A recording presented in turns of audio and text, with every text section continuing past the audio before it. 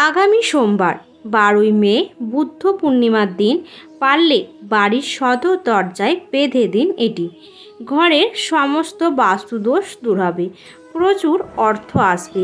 মা লক্ষ্মী এবং নারায়ণ ভগবানের আশীর্বাদে আপনার পরিবারে ভরে উঠবে সুখ সমৃদ্ধিতে। নমস্কার বন্ধুরা, রাখি অফিসিয়াল চ্যানেলে আপনাদের সকলকে জানাই অনেক স্বাগত। আশা করি ঈশ্বরের কৃপায় আপনারা সকলে ভালো আছেন এবং সুস্থ আছেন। সামনে আসতে চলেছে বছরের সর্বপ্রথম পূর্ণিমা, অর্থাৎ বৈশাখ মাসের পূর্ণিমা, যেটিকে বলা হয় বৈশাখী পূর্ণিমা অথবা বুদ্ধ পূর্ণিমা। গৌতম বুদ্ধের জন্ম হয়েছিল এই তিথিতে। শুধু জন্মের জন্যই নয়, এই এক দিনে তিনি বোধি লাভ করেছিলেন। হিন্দু ধর্ম অনুসারে শ্রী বিষ্ণুর নবম অবতার হিসাবে গণ্য করা হয় গৌতম বুদ্ধকে। গৃহস্থ বাড়িতে এই দিনে পূজা অর্চনার সাথে সাথে প্রাতকালে গঙ্গা স্নান, দান দক্ষিণা, মন্দির পরিভ্রমণ এবং পশু পাখিদের সেবা করাও অত্যন্তই ভালো বলে ধরা হয়। বন্ধুরা, বিশেষ দিনে পূজা অর্চনার সাথে সাথে আপনারা যদি মা লক্ষ্মী এবং নারায়ণ ভগবানের আশীর্বাদ ধন্য এই জিনিসটি আপনার বাড়ির সদর দরজায় বেঁধে দিতে পারেন, তাহলে আপনার পরিবারে যেমন সারা বছর ব্যাপী অর্থপ্রাপ্তির যোগ তৈরি হবে, ঠিক সেরকমভাবে অর্থ অপচয় বন্ধ হবে। বুদ্ধ পূর্ণিমা পড়েছে বাংলার 28শে বৈশাখ 1432, ইংরাজির 12ই মে 2025 সোমবার দিন। পূর্ণিমা তিথি কিন্তু লাগছে পূর্ব রাত্রি 7:17 থেকে এবং থাকবে সোমবার রাত্রি 9:19 পর্যন্ত। সূর্যোদয় থেকে সূর্যাস্তের মধ্যে অর্থাৎ দিনের বেলায় সূর্যের আলোকে আপনাদের এই কাজটি করতে হবে। কাজটি করার জন্য একটি মাত্র জিনিসের প্রয়োজন হবে, সেটি হচ্ছে হলুদ কড়ি।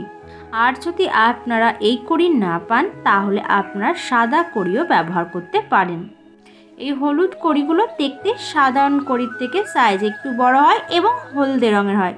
এই লক্ষ্মী কড়ি মা লক্ষ্মীর অত্যন্ত পছন্দের এবং অত্যন্তই প্রিয়। এই কড়ির বৈশিষ্ট্য হচ্ছে এই কড়ি অর্থকে আকৃষ্ট করে। এই হলুদ কড়ি দিয়ে প্রচুর উপায় করা যায়, কিন্তু আজকে আপনাদের সাথে একটি উপায় শেয়ার করব। সেটি আপনারা যদি সঠিকভাবে করতে পারেন, তাহলে আপনাদের বাড়িতে কোনো রকমের খারাপ জিনিস প্রবেশ করতে পারবে না। মা লক্ষ্মী কিন্তু যে কোনো দিন বাড়িতে আসে না, মা লক্ষ্মীরও আসার চোখ তৈরি করতে হয়। পূর্ণিমা সেরকমই একটি চোখ তৈরি করে, যাতে মা লক্ষ্মী গৃহে আগমন ঘটে পূর্ণিমা তিথিতে। তাই বন্ধু, এই কাজটি যদি আপনারা বছরের প্রথম পূর্ণিমা তিথিতে করতে পারেন, তাহলে অত্যন্তই ভালো ফল পাবেন।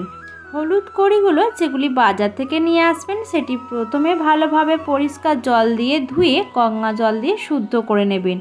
এরপর আপনারা আপনাদের ঠাকুর ঘরে পাথর বাটি নিয়ে নেবেন। পাথর বাটি যদি না থাকে, আপনি ঠাকুরের ঘর থেকে যে কোনো পাত্র নিতে পারেন। তার মধ্যে আপনারা নিয়ে নেবেন সামান্য পরিমাণের কাঁচা দুধ এবং একটুখানি কাঁচা হলুদ। এই দুটো জিনিস আমাদের লাগবে। যদি আপনি হলুদ কড়ি পেয়ে যান, তাহলে আপনাদের কাঁচা হলুদ দেওয়ার প্রয়োজন নেই। এরপর আপনারা বাড়ি থেকে যে কড়িগুলোকে নিয়ে এসেছেন, সেই কড়িগুলোকে এই পাত্রের মধ্যে রেখে দেবেন। আর এটা আপনারা পূর্ণিমা তিথির আগের দিন এটি করে রাখবেন এবং পাথরের বাটিটি এমন জায়গায় রাখবেন যাতে চাঁদের আলো সেই বাটিটির মধ্যে পড়ে। আপনি আপনার ঠাকুর ঘরেও রাখতে পারেন। ঠাকুর ঘরের যদি কোনো জানলা থাকে, তাহলে সেই ঠাকুর ঘরের জানলার কাছে রেখে দেবেন। মনে রাখবেন, বাটিটা এমন জায়গায় রাখবেন যেখানে চাঁদের আলো অবশ্যই পড়ে। পরের দিন সকালবেলা খুব সকাল সকাল শয্যা ত্যাগ করবেন এবং ত্যাগ করার পরে আপনার বাড়িঘর দোর ভালোভাবে পরিষ্কার পরিচ্ছন্ন করে নেবেন। পূর্ণিমা তিথিতে মা লক্ষ্মীর আগমন ঘটে। মা লক্ষ্মী এমন কোনো ঘরে প্রবেশ করে না যেটি পরিষ্কার পরিচ্ছন্ন নেই, তাই ঘর দুয়ার ভালোভাবে পরিষ্কার পরিচ্ছন্ন করে নেবেন। তারপর স্নান সেরে নেবেন এবং স্নান সেরে শুদ্ধ বস্ত্র পরবেন এবং স্নানের পরে আপনারা একটু গঙ্গা জলের ছিটা মাথায় নিয়ে নেবেন এবং তারপর আপনি চলে আসবেন ঠাকুর ঘরে। সেদিন বছরের প্রথম পূর্ণিমা, তাই চেষ্টা করবেন বাড়িতে মা লক্ষ্মী এবং অবশ্যই নারায়ণ ভগবানের পূজা অর্চনা করতে। প্রদীপ ধূপকাঠি জ্বালিয়ে নেবেন। ঠাকুরের ঘরে আপনি প্রদীপ ধূপকাঠি জ্বালিয়ে সাধ্য মতো নৈবেদ্য সাজিয়ে হলুদ ফুল দিয়ে মা লক্ষ্মী এবং নারায়ণ ভগবানের পূজা অর্চনা করবার চেষ্টা করবেন। মা লক্ষ্মীর সামনে এই হলুদ কড়িগুলোকে নিবেদন করবেন। মা লক্ষ্মীর সিঁদুরের থান থেকে প্রত্যেকটি কড়ির মধ্যে একটি করে সিঁদুরের ফোঁটা দিতে কিন্তু ভুলবেন না। এবং তারপর আপনি যেভাবে পূজা অর্চনা করেন সেভাবে পূজা অর্চনা করে নেবেন। তারপর ঠাকুরঘর কিছুক্ষণের জন্য ছেড়ে দেবেন। কিছুক্ষণ পর এসে আপনি যা যা নৈবেদ্য সাজিয়েছেন আপনার ঠাকুরের কাছে সমস্ত কিছু তুলে নেবেন। এই হলুদ কড়িগুলো মা লক্ষ্মীর চরণে ঠেকিয়ে আপনি সেই কড়িগুলোকে নিয়ে নেবেন এবং একটি লাল শালু কাপড়ের মধ্যে ওই বীজের সংখ্যার হলুদ কড়িগুলোকে বেঁধে নেবেন।